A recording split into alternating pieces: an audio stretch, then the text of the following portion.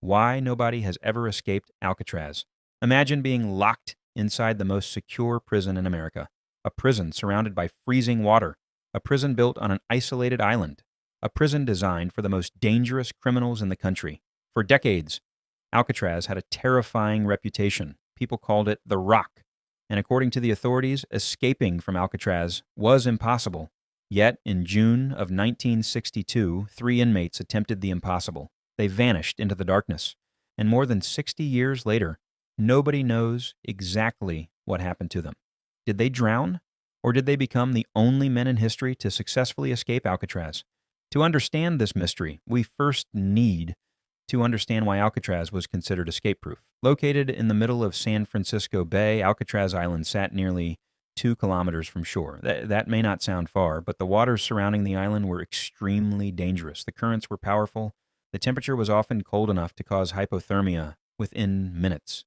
Even strong swimmers struggled to survive in those conditions. On top of that, the prison itself was heavily guarded. Watchtowers monitored every corner of the island. Armed guards patrolled day and night. The cells were designed to prevent escape attempts. For many prisoners, Alcatraz represented the end of hope. If someone was sent to Alcatraz, it usually meant they had already caused trouble in other prisons. Some of America's most notorious criminals spent time there. Perhaps the most famous was Al Capone, but despite its reputation, Alcatraz had one weakness. Human beings built it, and human beings can make mistakes. One prisoner understood this better than anyone. His name was Frank Morris. Frank was intelligent, very intelligent. From a young age, he had been in trouble with the law, but unlike many criminals, Frank possessed an exceptional IQ. He had escaped from prisons before, and when he arrived at Alcatraz, he immediately began studying the facility. He wasn't alone.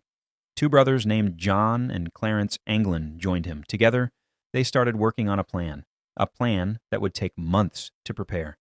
Every day, the prisoners noticed something unusual. Behind the ventilation grills in their cells was weakened concrete. The salt air from the ocean had slowly damaged the walls over the years. Most people ignored it. Frank Morris saw an opportunity. Using simple tools made from stolen spoons and scraps of metal, the men began digging. Night after night, week after week, month after month, they carefully chipped away at the concrete. To hide their work, they painted fake wall sections and placed them over the holes the guards never noticed. As the openings grew larger, the prisoners gained access to a hidden maintenance corridor behind the cells. This secret area became their workshop. There, they worked on the next stage of their plan. Because escaping the prison wasn't enough, they still had to escape the island. The men collected more than 50 raincoats. Using improvised methods, they transformed the raincoats into a homemade inflatable raft. They also built life jackets.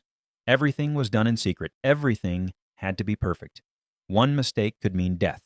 As the escape date approached, they faced another problem. How could they prevent the guards from noticing their absence during nighttime inspections?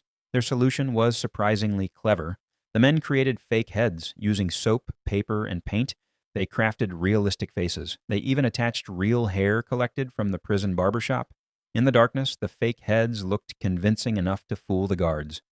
Finally, the night arrived, June 11th, 1962. The prisoners placed the fake heads on their pillows. Then they slipped through the holes behind their cells. Moving carefully through the maintenance corridor, they climbed toward the roof of the prison. Every step carried enormous risk. If they were discovered, everything would be over. Somehow, they reached the roof undetected. From there, they climbed down the outside of the building. Then they made their way toward the shoreline. The homemade raft was inflated. The men entered the freezing darkness of San Francisco Bay, and then they disappeared. The following morning, guards made a shocking discovery. The prisoners were gone. At first, the fake heads fooled them, but the deception didn't last long. Soon, alarms echoed across the prison. A massive search operation began. Boats scanned the bay. Helicopters searched from above. The FBI launched an investigation. Authorities desperately wanted answers. Over the following days, investigators discovered several items floating in the water: pieces of the raft, a life jacket, personal belongings.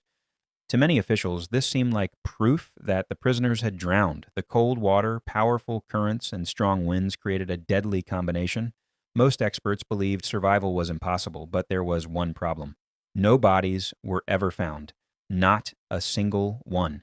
Years passed, then decades. The mystery refused to disappear.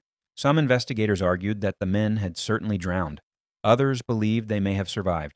Several pieces of evidence kept the debate alive. Family members of the Anglin brothers claimed they received mysterious postcards after the escape. There were reports of sightings. Rumors circulated for years. Then, in 2013, something unexpected happened. A letter surfaced. The author claimed to be John Anglin. According to the letter, all three men had survived the escape. The writer stated that Frank Morris had died years earlier. He also claimed that the surviving escapees were elderly and willing to negotiate with authorities. The FBI examined the letter. However, they could never conclusively prove who wrote it. The mystery continued. Today, the official position remains unchanged. The U.S. government still considers the escape unresolved. No definitive proof exists that the men survived, but no definitive proof exists that they died either. And that uncertainty is exactly what makes the story so fascinating. Alcatraz was designed to be impossible to escape. A fortress, right, was surrounded by nature itself. Yet three men challenged that belief. Whether they drowned in the freezing waters or quietly disappeared into a new life remains one of the greatest prison mysteries ever told. More than 60 years later, the question still remains. Did Frank Morris and the Anglin brothers achieve the impossible? Or did Alcatraz claim its final victims beneath the dark waters of San Francisco Bay? Perhaps we will never know.